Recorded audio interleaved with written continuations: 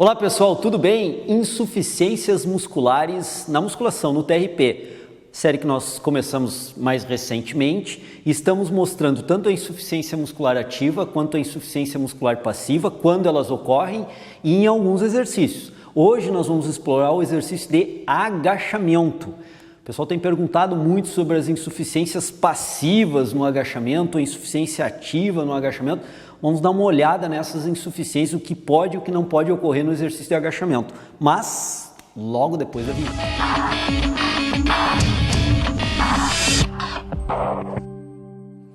Bom, como eu comentei, hoje é dia do agachamento, para nós observarmos as insuficiências musculares, se elas ocorrem ou não ocorrem, e se ocorrem aonde, e qual é o estresse em termos de perda de técnica de movimento ou performance de movimento que nós podemos ter.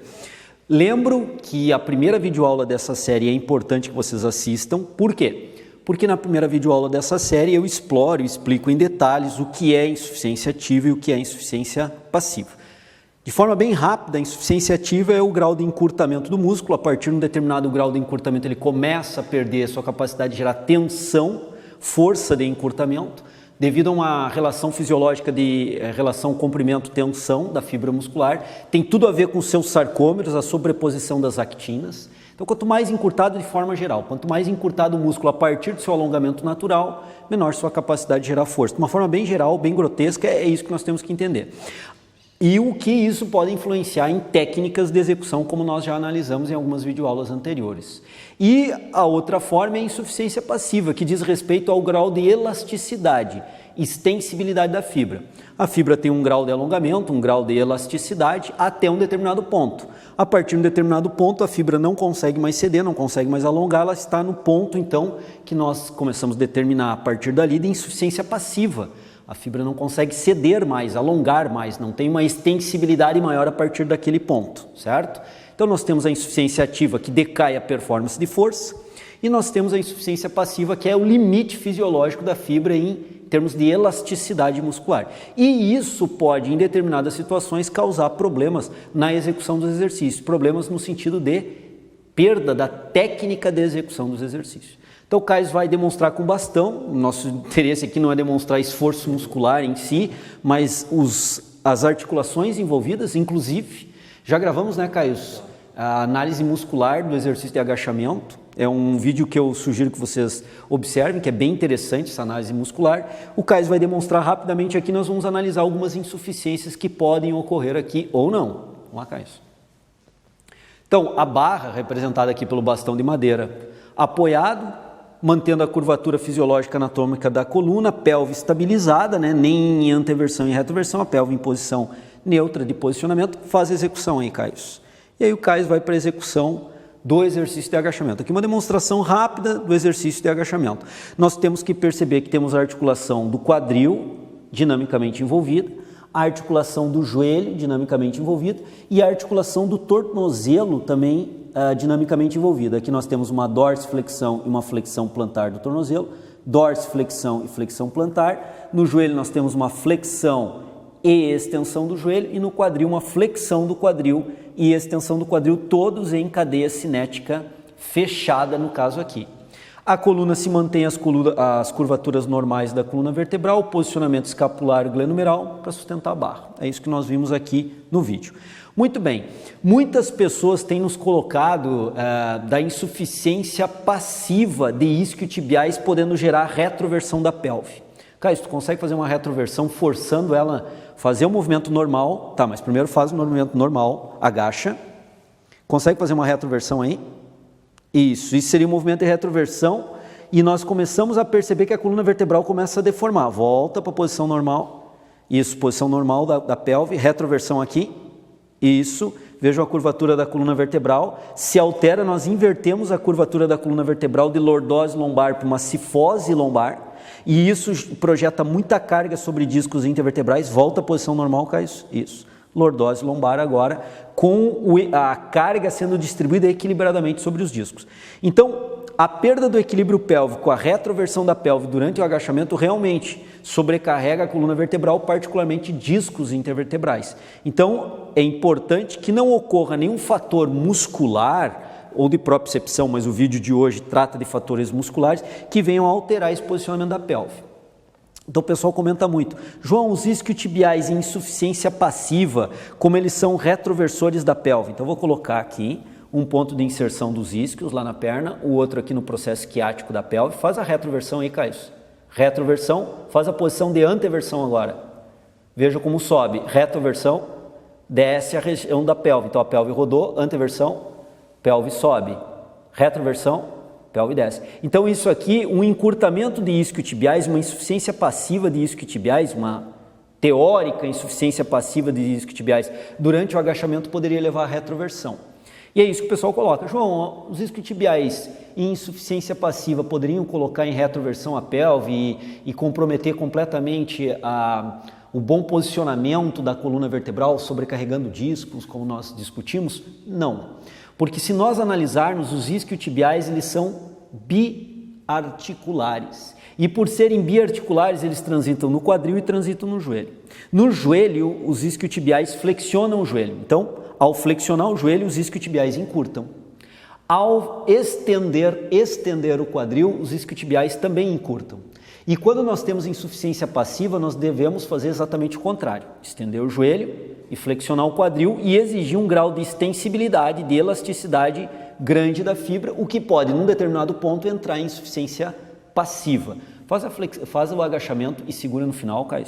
Percebo que nesse movimento nós temos uma flexão do quadril que exige alongamento, a elasticidade da fibra dos isquiotibiais na flexão do quadril. Mas percebam que no mesmo momento o joelho também está flexionando e no joelho, quando o joelho flexiona, os isquiotibiais encurtam.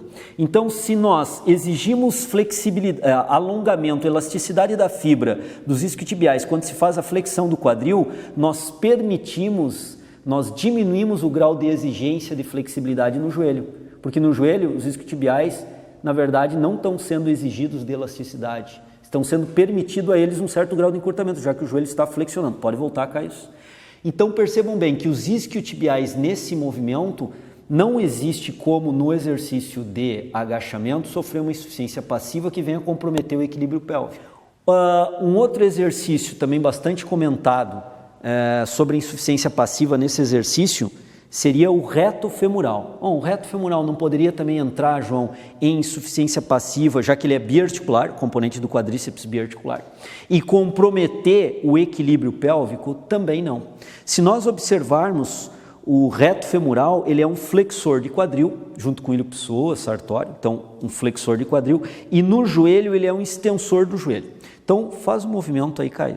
Percebam que no joelho, como o joelho agora está sendo flexionado e o reto femoral é extensor, ele está sendo alongado, então, portanto, está sendo exigido extensibilidade da fibra no joelho, porque o joelho está sendo flexionado. Mas percebam que o quadril também está sendo flexionado. Então, no quadril ele encurta, enquanto que no joelho ele alonga. Ele é alongado no joelho, porque o joelho está flexionando, ele é um extensor do joelho, mas ele está sendo encurtado no quadril. Então, no mesmo momento em que nós exigimos a extensibilidade da fibra no joelho, há uma permissão, um equilíbrio, um contraponto disso no quadril, onde o quadril está sendo flexionado e encurtando o reto femoral. Pode voltar, Caio. Então, percebo mais uma vez que os músculos biarticulares da face posterior da coxa e da face anterior da coxa, no caso do agachamento, não há possibilidade de entrar em insuficiência passiva, por exemplo, já que é encurtado de um lado e alongado do outro lado, e o mesmo raciocínio nós podemos ter para a insuficiência ativa. Eles são encurtados numa determinada situação, mas são alongados em outra, então o músculo não entra num grau de encurtamento significativo a ponto de ocorrer uma insuficiência ativa muscular, devido a essas questões, encurta num ponto e alonga no outro ponto. Agora, se nós analisarmos o glúteo máximo, apesar de ser monoarticular, um grau de insuficiência passiva do glúteo máximo pode comprometer o equilíbrio pélvico, levando à retroversão da pelve. Então, eu vou colocar meu dedo aqui num ponto aproximado do glúteo, vocês vão ter uma imagem também com a borracha, com elástico. No outro ponto do glúteo vai fazer o movimento, Caio.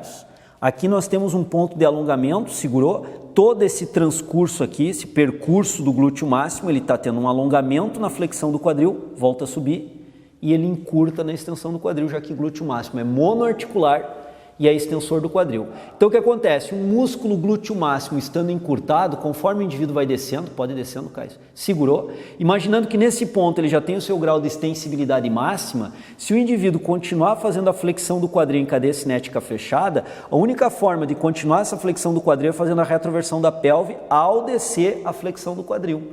Devido a um encurtamento excessivo do glúteo máximo, a entrada em insuficiência passiva, e ele sim, nessa insuficiência passiva, causar a retroversão, deformando a lordose lombar, podendo causar até uma cifose lombar, inversão da curvatura e sobrecarregando de forma expressiva disco, ainda mais no exercício de agachamento. Pode voltar ao normal, Caio.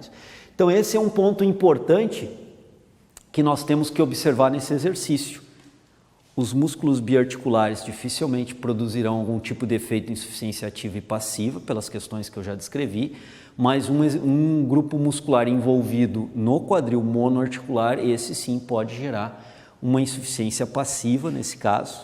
Insuficiência ativa não teríamos como raciocinar e entender para essa posição, já que na posição anatômica é quando o indivíduo encerra o movimento no final da fase concêntrica, o músculo está na sua posição anatômica, no alongamento natural do músculo, e ele começa simplesmente a aumentar o grau de alongamento quando desce, quando faz a fase excêntrica. Então nós temos aqui um caso que pode ocorrer, dependendo da flexibilidade de glúteo do indivíduo, uma insuficiência passiva comprometendo o equilíbrio pélvico.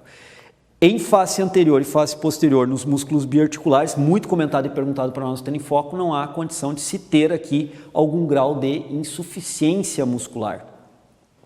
O mesmo acontece se nós analisarmos o gastrocnêmio medial e lateral. Vamos lá, Caio, para fechar a postagem de hoje. Se nós observarmos os gastrocnêmios, eles são flexores do joelho no mesmo momento que são flexores plantares. Então eles fazem a flexão plantar e a flexão do joelho. Agora, ao observar o movimento durante o agachamento, pode ir lá, Caio, nós temos sim uma flexão do joelho que encurta os gastrocnêmios e uma dorsiflexão do tornozelo que alonga os gastrocnêmios, tanto medial quanto lateral. Então o grau de alongamento exigido dos gastrocnêmios no tornozelo é permitido no joelho, porque aqui no joelho está encurtando devido à flexão do joelho, e sim, aqui no tornozelo exigindo o seu grau de alongamento. Então insuficiência passiva de gastrocnêmios, nesse caso não teria como acontecer em função do alongamento ser exigido somente no tornozelo e não ser exigido no joelho. Ok, Caio, pode voltar. Então, mais uma vez, pessoal, percebo que para a musculatura biarticular envolvida, as biarticulares que são mais passíveis de se encontrar insuficiência ativa ou passiva, não se encontram durante o agachamento devido a esse equilíbrio. Numa articulação cede, na outra articulação exige. O sólio, sim, nesse caso, poderia ter uma insuficiência passiva, porque ele é monoarticular e ele é flexor plantar, e como o movimento que nós vimos no tornozelo do Caio é uma dorsiflexão, o sólio sim poderia ser um limitador, impedir a dorsiflexão mais acentuada para ele manter o equilíbrio, porque não há um contrapeso disso, não há uma compensação disso numa outra articulação, já que o sólio é monoarticular. Então, se houver um encurtamento significativo de sólio, é possível que essa dorsiflexão do tornozelo não seja tão pronunciada, isso possa comprometer a técnica de execução.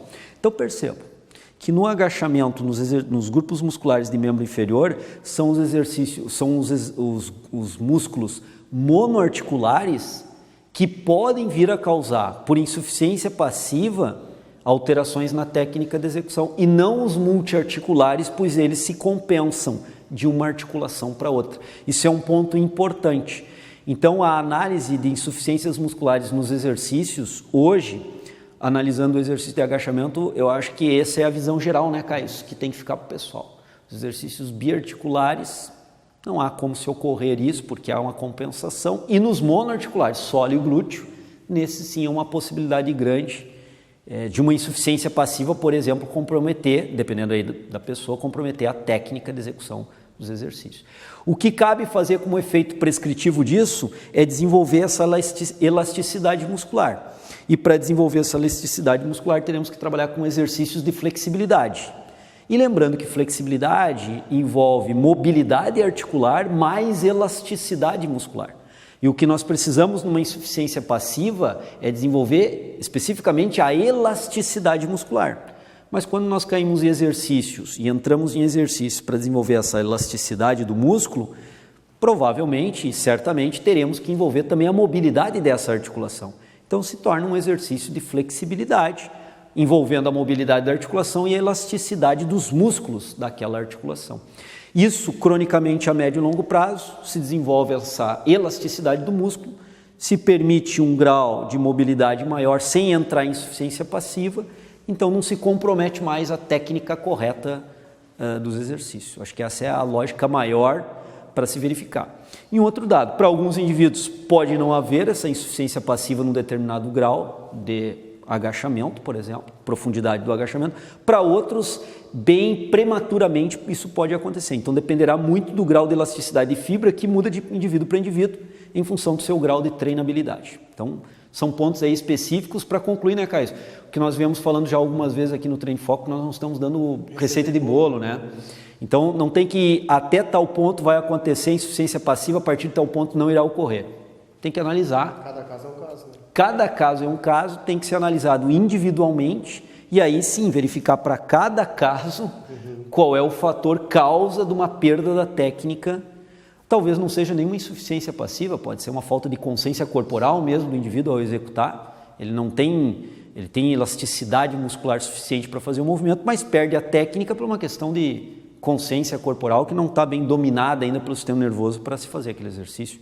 Então, cada caso é um caso e não temos aqui receita de bolo para passar. Então, vocês devem verificar nos clientes de vocês qual é o fator que está levando essa perda de técnica. Hoje mostramos aqui alguns fatores de insuficiências musculares passivas nos músculos monoarticulares que podem comprometer a técnica de execução. Tá ok, pessoal? É isso aí, né? Fechou. Todas.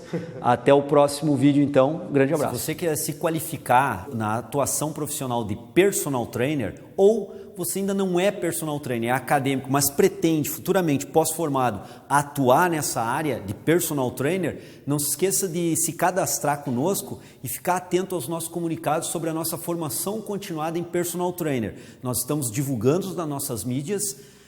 E aqui no canal do YouTube também você pode ver na descrição desse vídeo, entrar no nosso link e fazer uma matrícula, um pré-cadastro para receber informações do Treino Foco a respeito de qualificação e aprofundamento profissional na atuação de personal trainer.